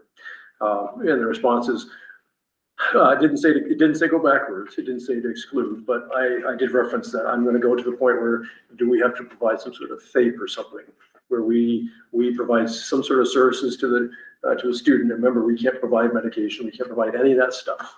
There's a reaction, whatever, we're liable for those things. But how do we support where we aren't losing families who talk about not wanting to be here because they can't seem to get, they don't want to keep having a third or fourth case of their own child coming home with lice, and they're treating it and they're taking care of it at home. And of course, you know, our educators, it's awkward because our policy is to have them go to the office, so we do head checks, but that's, I'm just gonna be open, that's degrading to a child, go down to the office to have to have their head looked at. And so I'm just asking for the board, I mean, unless you want to push me in a different direction, I'm not this guy at all. But there needs to be some assurance that when a student goes home, that this is being taken care of. But at the same time, the district risks an aspect of a family saying, you know, you're excluding my kid from educational, the rights to an education. And so that's why I throw in the free and public, public education, free appropriate public education, FAPE. What does that look like if we provide something at home? But that may not even solve the problem. And then are we pushing, families out at all who struggle to have it? So I'm at a fine line here where I'm not quite sure where to maneuver with this. But this policy isn't assisting the district, the current one, which is few sentences. It's not helping. We're still having continued situations, and families now quietly, moaning and groaning about it, that the district isn't doing anything about it. And my hands are tied. So I'm asking, the board, are you open to revisualizing not this old policy? The old OER doesn't even apply anymore, because they don't count it as a disease at all, so it doesn't apply anymore. But would you be open to me formulating some policy that puts into place some sort of, I don't know what it is, and hopefully you know what I'm trying to tell you, putting in something in place. That, again, I don't want to exclude kids, so that's where I'm having some struggles, but I can hear what's going on, and I understand the frustrations. And here we are in January, and I've been dealing with this since last year. And I know I'm kind of stuck. We should be able to ask for some sort of documentation from the parents that the treatments are being taken care of before the return. But that would be an exclusionary practice from the old board policy. That OSBA OD is adamant that you should not, and I can hear class of class of health services department, I can hear her on the phone, I don't say who, but Corey, you cannot exclude them. You cannot put that in there. And she's yelling at me on the phone. And of course, interim, so this is my third year, I'm learning as we go through the process. It's okay, I'm listening, okay. But the further we go down the road, I'm looking at other districts and they have this as well. But they may not have some of the situations that we have in Jewel. So that's where I'm struggling. And I'm currently leaning towards, I guess, I'm asking you, can I go and explore some policies and talk with ODE about it and explain, and I have explained the situation. But at the same time, it kills me to exclude anybody, period. Even honestly, FAPE, virtual packets, that's the pandemic time frame. That wasn't great for kids. And my concern is, depending on what happens with anyone out there, well, that enables some families to say, well, pardon the expression, screw it. I'm not going to send my kid to school at all.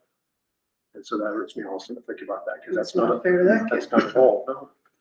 But you have parents keeping their kids out. You have staff probably that are bringing it home to their families. Right. I think you need to explore whatever avenue we can. I feel that and I think you'd be a good person to do this, come up with a extremely reasonable series of steps to follow so that there's no way that the affected, potentially excluded child wouldn't have every opportunity to make it right and continue to come in person. Yeah. Outside of being a superintendent, as a dad and as having my soul, I just want to know that people are trying. Right. We are trying. And I don't mean we, I mean, we are trying. We're trying hard. And I'm not saying people aren't, but I hear about it all the time. But when it gets to the point of affecting more than just that one student, I think we have an obligation to at least come up with a way to follow the most reasonable path with defined outcomes. And and nothing's perfect, but if that's the best you can do. Because I'll do, I'll schedule a meeting with ODE and we'll sit virtually and hammer through some ideas and put something on paper and then bring it back to the board. Do we get any kind of direction from Clatsop County Health on this? That's the OHA, that's the health headlights guidance that I've sent out twice in the last. They just tell you that you can't send a kid home.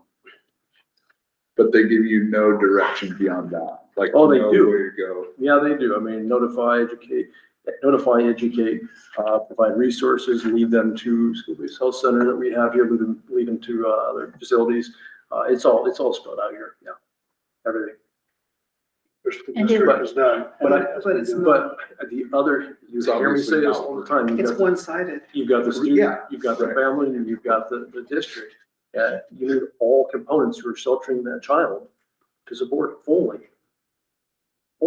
support. And doesn't always happen. Yeah.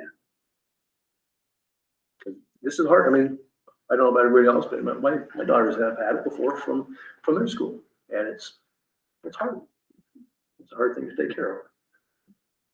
Well, the hard part is when it all stems and when it all comes back again, right? And you can actually track it back to a certain, I'll say it, a certain few individuals that repetitively keep bringing it back, right? And that's the hardest part to curtail, right?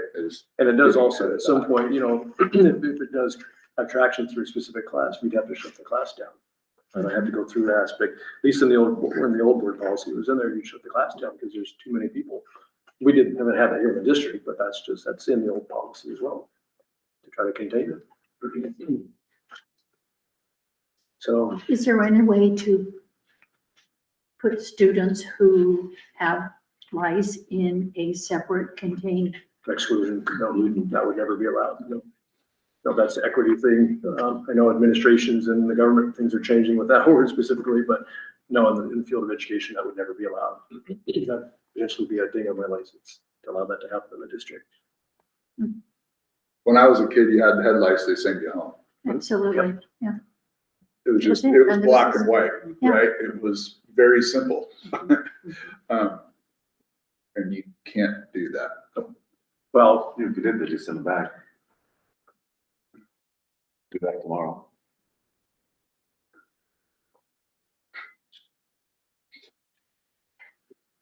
so what I'm hearing is go forth and You can look into that, no problem with looking into it. It's a problem, but I just wanted to make sure. I've already lived through my younger kids and it was miserable.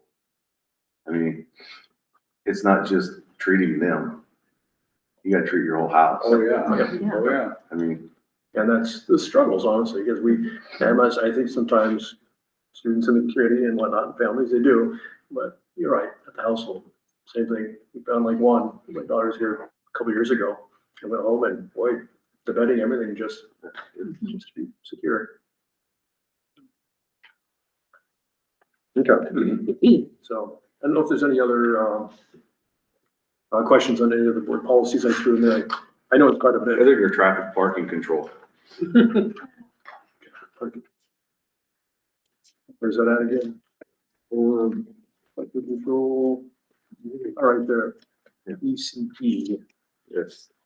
You want me to look through it right now, right quick, Mike? No, just the Napa School District.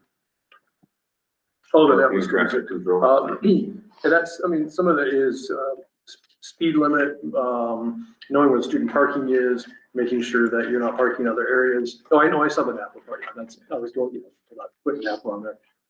Also pedestrians using the parking lot, how they're actually walking on the sidewalks, not seeing one particular incident, a student running down, middle of the walk, the driveway, going up to the sign, hitchhiking. I mean, we're not doing that. So, just certain things that give the principal right also, to make sure that they have authority and whatnot, that, we're being safe out in the parking lot.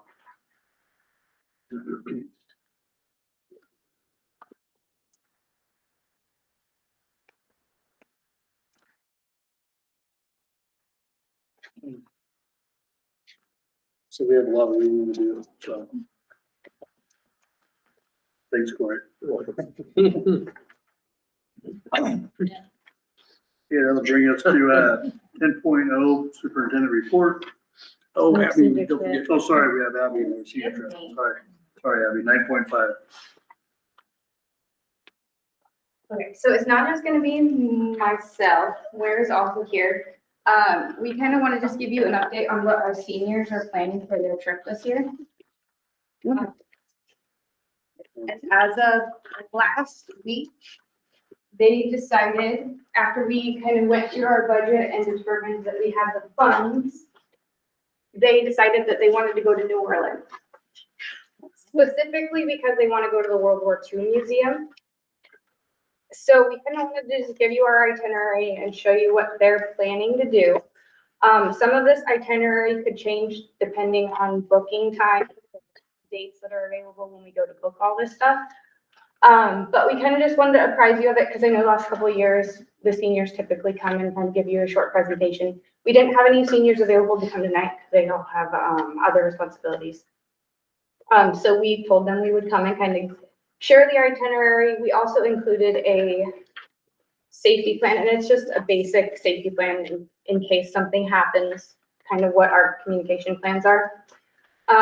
One update that we have today, so it'll be Moira and myself as the advisors, and then Mike Scott is gonna go with us as well as our administrator, as well as our male chaperone. So really, we just kind of wanted to show you the itinerary and see if there were any questions, concerns you had surrounding the trip, where we're going. So one of the things that we have on it the most is museums. We're not actually probably going to get to go to all of them, like she said, just based on budgeting and timing, but we tried to get something in there every day, and that's honestly, and everybody thinks that we're lying and saying the kids want to do educational stuff, but they really are into the museum. Like they are the ones that found the World War II Museum, and then the other one, the Jazz Museum, they're super excited for. But yeah, we're just trying to get them to get as much different kinds of culture. Like none of them have gotten, or none of us except for him have been to New Orleans. So trying to expose them to that, and they're excited for all the food. It's a huge one. Food, music, and the museums are their big things. Swamp tour, one swamp tour. Well, and a ghost tour. We have a ghost tour. I on think the that- ghost tour is tour the one. itinerary. That was the one thing, because Moira and I were kind of going back and forth on how we were gonna fill the time, and that was one thing we initially brought up, and the kids were like, no, we don't really want to do that. And then we found a vampire themed ghost tour, and they were like, okay, we're sold. So that was one thing that we added up, just kind of as a filler. The And they were, swamp tour, they wanted since before we decided where we were going, they were like, we want to go see alligators, whether we went to Florida or here or wherever we went. But yeah, I mean, just mostly museums, music, and food. Those are the goals. I hope the alligators will be thawed out by then.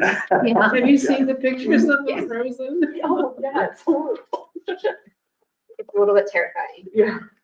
But yeah, we kind of wanted to just put it in front of you. We've shared this with Corey as well, so he's aware of whatever itinerary is. We're gonna start booking things this week, so we can get some prices locked in for some certain things, just so that we stay within our budget. And then just continue to fundraise, in whatever way we can. The kids have been working really hard. They started in July, actually, with helping plan Head to Coast and getting everything ready for that, creating signs and making sure that everyone was slotted in different times and we were covered from start to finish. Cemetery cleanup too. Yeah, They did it over the summer. Working hard at the cemetery. We started I think July was the first cleanup that we did, and in previous years, I know that it doesn't typically start till September, but we wanted to try and get a jump start on that, because typically it's this high by the time somebody gets up there. We just did a huge cleanup from after the storms. That was a lot. There was a lot to clean up. It's still going, actually. We still have to finish it. And then, yeah, we just had them start reaching out to different companies or different people they know, anybody they could think of that is looking to make a donation. Whether it be something that they could, sell at a game or anything. We're just trying to get them to get anything. They're taking in cans, lots of different stuff still going on. Yeah, so if you know anybody or you want to donate cans to our senior class, we're collecting them. Yes. How many kids are slated to go? Right now we have 8. It tentatively could drop to 7 depending on whether one of them gets into a potential school for a job opportunity. So, but we won't know about that until mid-February, I think. We'll hear back. How many boys and how many girls? 2 boys, the rest are girls. Okay. And if we drop the one, then one boy. So for your trip budget, how much do you have and how close are you to meeting your needs financially? So right now, I think when we last looked at it, it was a little over 5,000, but that's before some of the expenses that we had are taken out. There's still some money that needs to be moved around. Plus from the cemetery cleanup, the Sean Teven, I think, he typically donates 5,000 at the end of the year for doing the year's worth of cleanup. So we'll be right around 10,000. Our ideal budget, I think we put it at a little over 13,000 to cover and have plenty of cushion. So we're about 3,000 off, give or take. With the events that we have scheduled for the rest of the year before the trip, we should be able to just about meet that. Maybe not have quite the cushion that we would like, but we're hoping that with the number of donation letters and the number of phone calls that kids have made in the last week, that hopefully we'll hear some good stuff back on all of that. And I know we're going to continue to work with the kids to kind of see what we can do there. Try and get it out to the community that we're collecting cans as well. We've also talked about doing old car battery collection, because you can actually return them for the core charge. It's a good one. Yeah. So we've talked about doing that a little bit. We're just not really sure on the logistics for something like that, because it's battery acid that you're transporting. In charge of that. So we need to figure out if we have the time to do something like that and how it would look. But yeah, I mean, we're on our way, but it's going to take some time. So we have confidence that we'll be able to meet the threshold for what we need to make the trip fun. Yeah, we'll just, like we said, we'll just be taking out a few things here and there, but our goal is to get there. World War II museum and food. That's like their main goals. So as long as we get them that, they'll be happy, but of course we want the opportunity for them to do more. Looked into prices for tickets for for the airline. We have, Airbnb, yeah. and So stuff like that. we've So you have budgeted a basic idea of how much you need. everything that's on the itinerary that costs anything is in our budget right now. And if we remove part of one of our expenses, we are like $800 off of where we need to be exactly, removing that like big cushion that we have. So, Super. any other questions? Exciting. No high school sports, it's pretty good. Yeah, it's been That's rough, been especially since we lost the high school basketball season we were hoping to have. Yeah. But the kids have been stepping up, especially recently when we kind of finally were able to get our budget narrowed down to where we wanted it. And we were like, okay, so if you continue at the rate you're going, you will meet what you need in order to get to New Orleans. And they've kind of been like, okay, well now we're gonna like put all of our effort into it, which is nice. So, okay. Any other questions?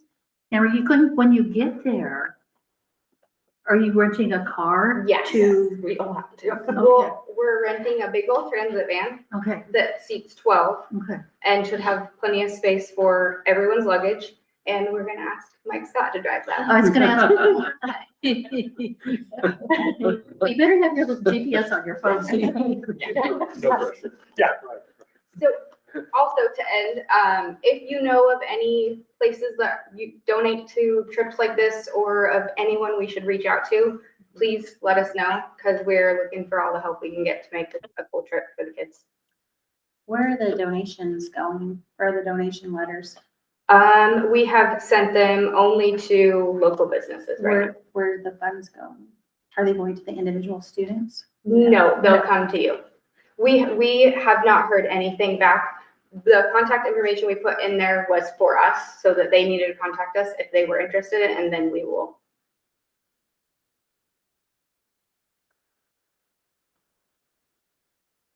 Any other questions? Good, thank you. Good job on the safety plan too. I don't think I've ever seen one of those. Let's see.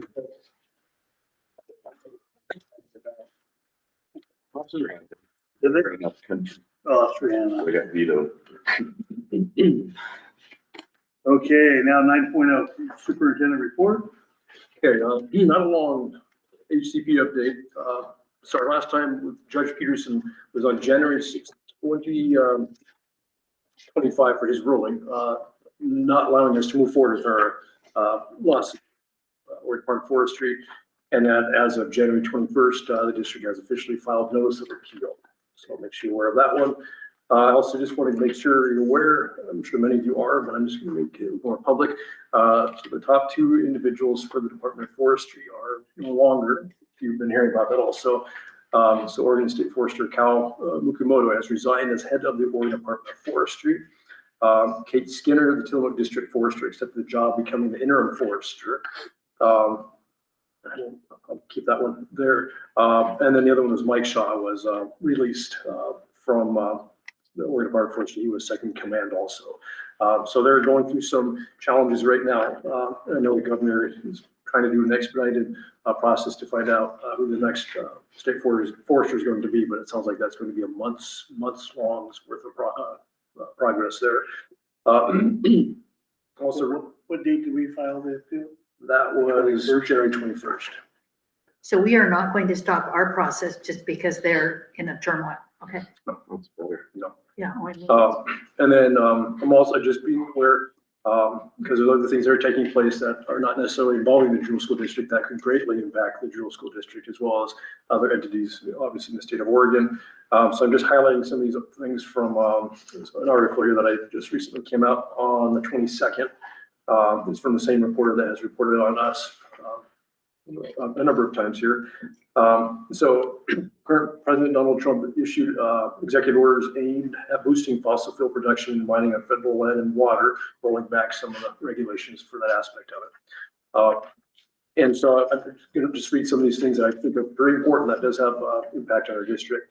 So slightly more than half of all land in Oregon is owned by the federal government, including 60% of Oregon forests. And it's managed primarily by the Bureau of Land Management and the U.S. Forest Service. The federal agencies are responsible for funneling hundreds of millions of dollars to the state to manage those areas, including protected, endangered, or threatened species. I know as horrific as, one of you in this room mentioned, the horrificness of the California fires, for example. They're going to be needing to rebuild down there. And that's going to take quite a bit of lumber. State and federal land and water often spill over the borders, requiring federal collaboration with Oregon agencies and leaders who espouse environmental values at odds with those of the new administration. So Jeff Huntington, again, I've been doing this since I've stepped into this, almost 3 years now with HCP. The bulk of my work being done my first year and last year with all the testimonies. And Jeff Huntington, he is the governor's natural resource advisor, and he and I have talked a number of times. Said that a big part of his work will be ensuring that the Trump administration follows through on commitments and previous agreements with federal agencies, including the Habitat Conservation Plan. And then the Governor Kotek also responded and said, I hope the new administration doesn't do any harm. I want to be very clear. I expect the federal government to stay true to the commitment they've made. So those are aspects. The rest of the article goes on and talks about, they're hoping for the best, but they're also preparing for the volatility that may come forth also. So there's a whole other side of this where, I can't say anything for sure about the HCP, but could this be upended by the new administration that's going through our government right now at the federal level, as a number of things are starting to take shape and change drastically from where we just were a week ago. So I don't know, outside of that right now, we're still moving forward with what we've been marching forward with. for over a year and a half now, or however long it's been at this point. But there's an underbelly here, and I know there's an underbelly also taking place with some other individuals behind the scenes. I'm not having any conversations with that. I know we're out there trying to figure out how to get through this current HCP that's about ready to come in. And as Tammy mentioned, we're still waiting for the next quarter report to come through. If it is low, I mean, I don't think we should panic right off the bat, because I think we've had a history. I've talked to Mike a number of times about these things. Yep. So I don't think we should panic, but That's right. so we'll see where this goes. I have my opinions, but that's just what they are, my opinions. So I don't shares of that at the moment.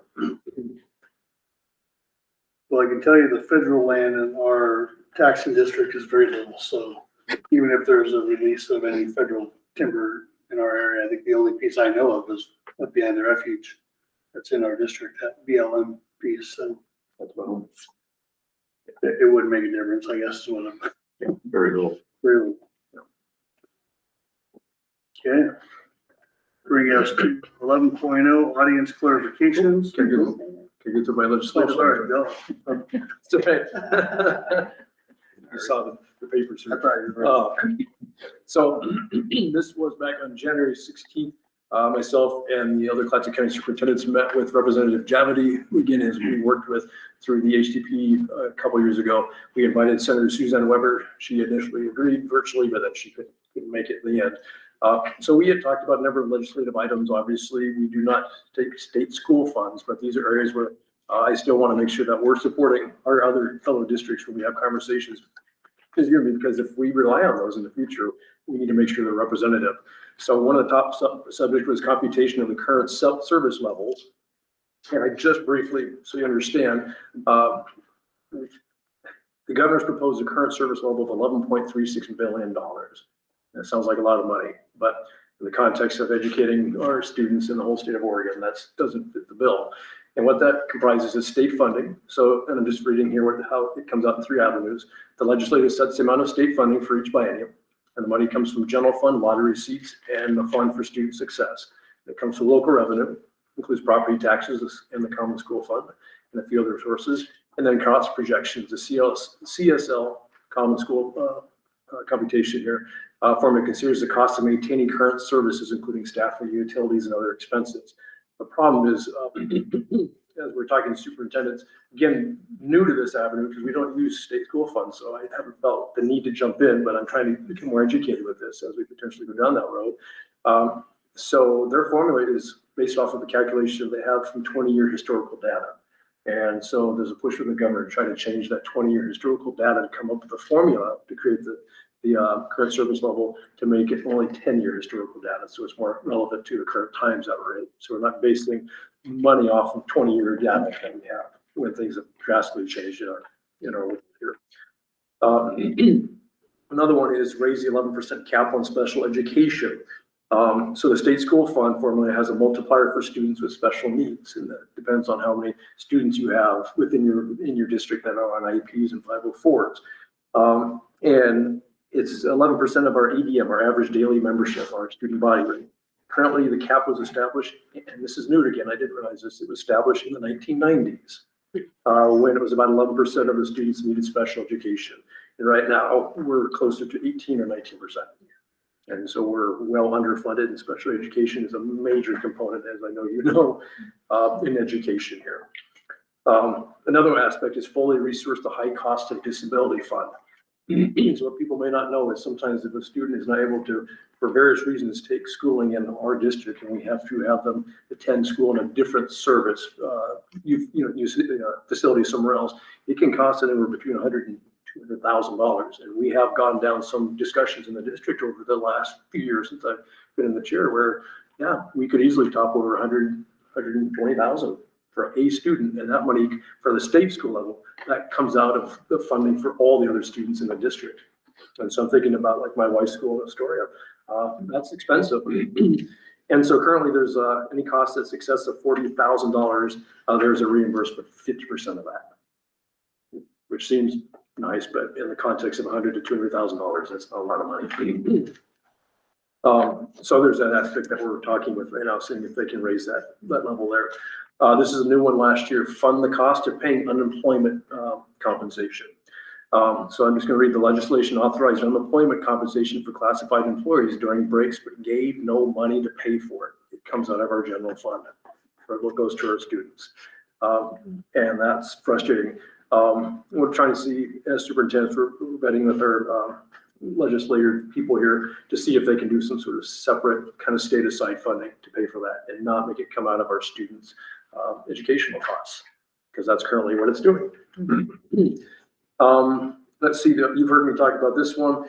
QEM, the quality education model, the state defines how much it costs to educate each child in the state of Oregon. It's a recommendation. And currently that is at $12.705 billion per year.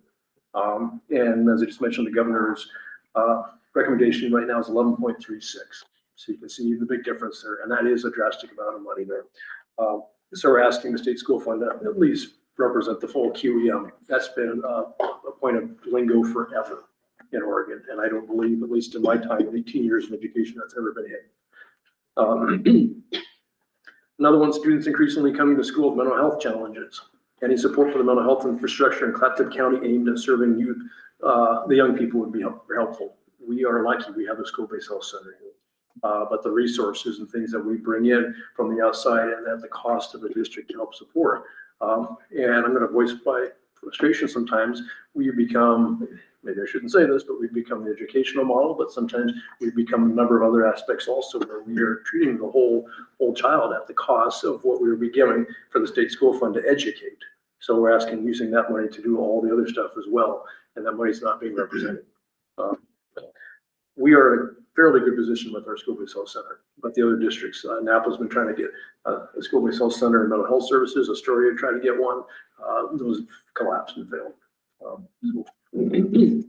I have two more.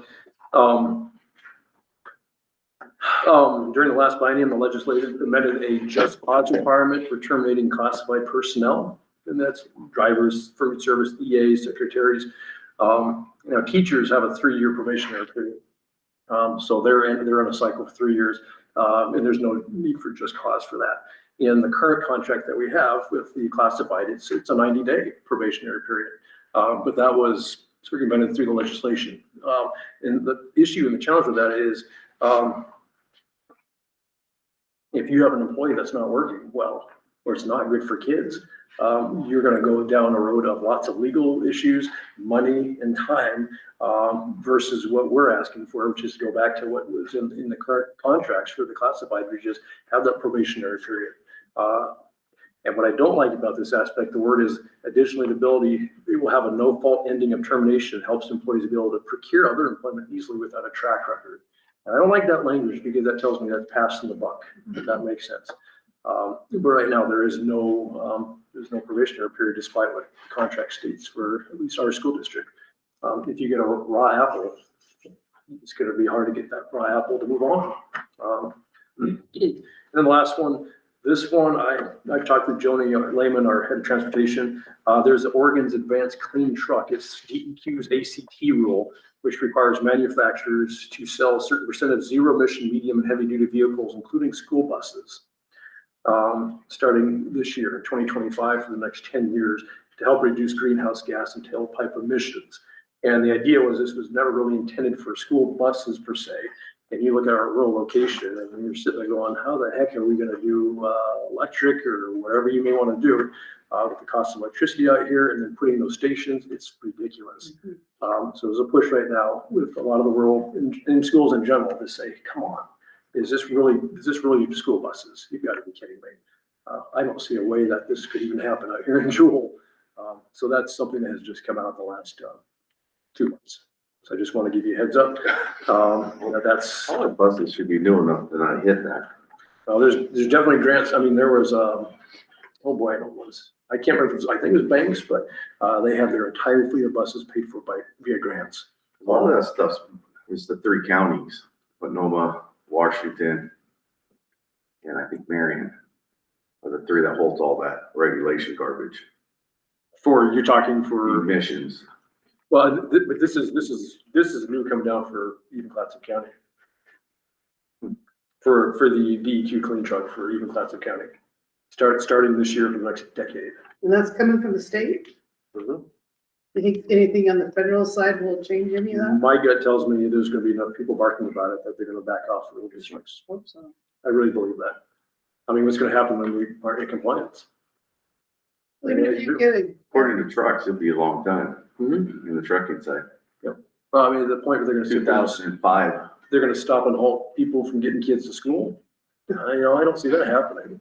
What's gonna happen when our kids You go can't to school? exclude They them. can't get Yeah, home. there you go. That's your loophole right there. Can't exclude them, so. no. I just wanna give you a heads up, those are the ones we've been looking at. Yeah. All good with that one? Okay, 10.0, or, yep, 11.0, audience clarifications.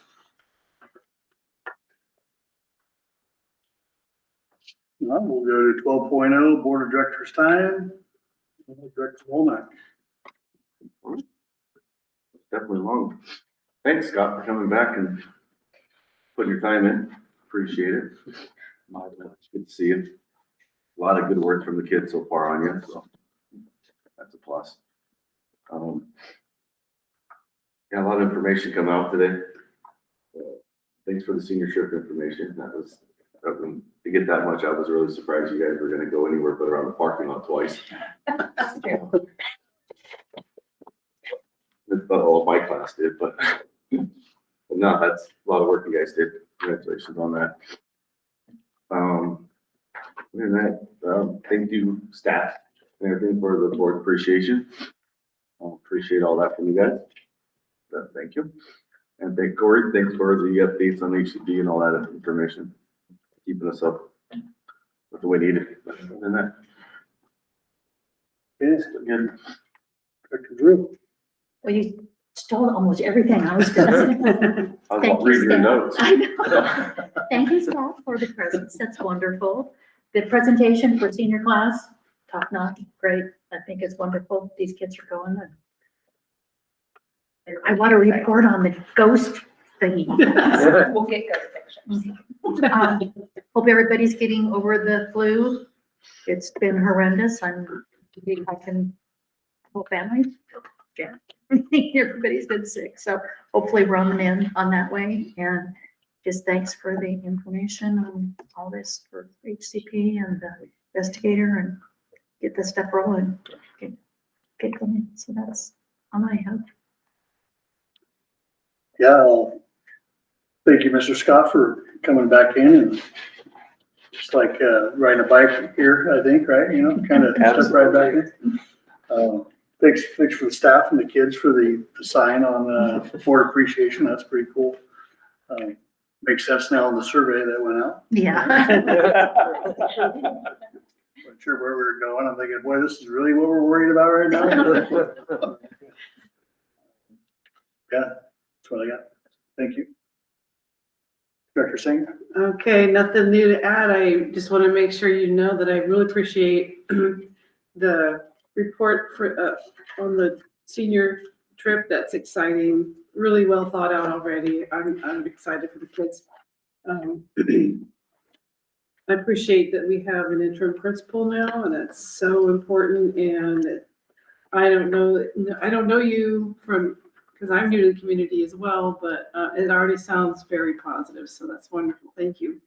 And I've been looking forward to hearing Natalie's presentation about the sex ed curriculum, and I look forward to spending more time looking at it more in depth. But it sounds like it's something we've needed for that age group, and I'm glad the ball is rolling on that. And finally, I'm very moved by the thoughtfulness and the gesture of this appreciation, and I gotta say the artwork is spectacular. Really, and for this cat on my bag is so cute. That's what I have. Thank you. Thank you. It's very nice to meet you, and you have a very important job and a very difficult one ahead of you. So hats off to you for taking that on. You made mention about celebrating the success of the Swiss data. I think that's a great idea to encourage kids to keep working on that and then to see, some reward out of that. Yeah. I think it's great. It's brilliant. The other thing is, yeah, thank you for the gifts. I don't know how you knew I love turkey, but that's great. Thank you. And, that's all I got. Thank you. Okay, thank you. Yep. So items for a future meeting, we have Assistance League of Columbia Pacific presentation coming up in February. Teacher evaluations and superintendent evaluation check-in. So we'll begin the process of our superintendent evaluation real soon. And we'll have our second reading on our policy updates. And also, ESD. ESD, yeah. If I have questions, I read through the policy changes once, but if I have more questions, do I just go to Elise? Or send me emails or whatever you want, and yeah. Okay, I didn't want to deluge anyone. That's fine, that's fine, yeah. If it's, why are we making whatever? Okay. Okay, we're good. I'll take a motion to adjourn. Motion we. Do we have a second? I'll second. All in favor? Aye. There. 8 PM. Yeah, thank you.